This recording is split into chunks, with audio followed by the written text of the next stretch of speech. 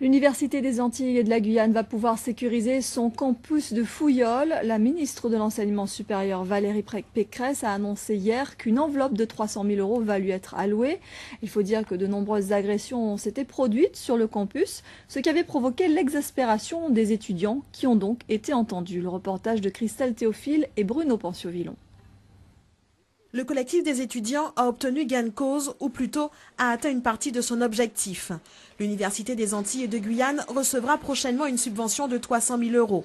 Une enveloppe destinée à lutter contre le phénomène d'insécurité sur le campus de Fouillol.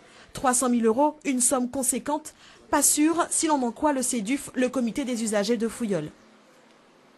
On a mis en place une trame de revendication et que ces 300 000 € ne peuvent même pas payer la clôture même du site et surtout que nous avons demandé des agents de sécurité. C'est vrai que nous remercions déjà de l'engagement du ministre de l'Enseignement supérieur, mais que nous quand même considérons insuffisante.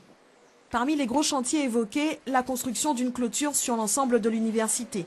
Une mesure sécuritaire visant à renforcer les dispositifs existants déjà.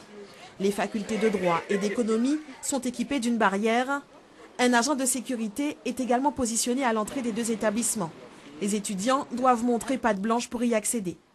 Tant que le campus ne sera pas totalement clôturé, il y aura des problèmes. Enfin, l'insécurité sera latente, hein, puisque nous sommes à proximité, je dirais, d'une zone carénage qui est une zone, on va dire, un peu sensible.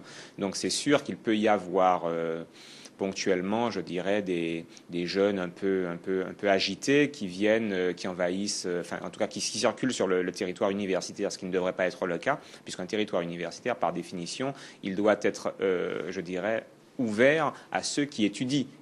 Les travaux envisagés sont estimés à 1 million €, soit 3 fois la somme attribuée par le ministère de l'Enseignement. La direction de l'université et le comité étudiant de suivi devront encore se pencher sur la question du financement. Les travaux ne sont pas près de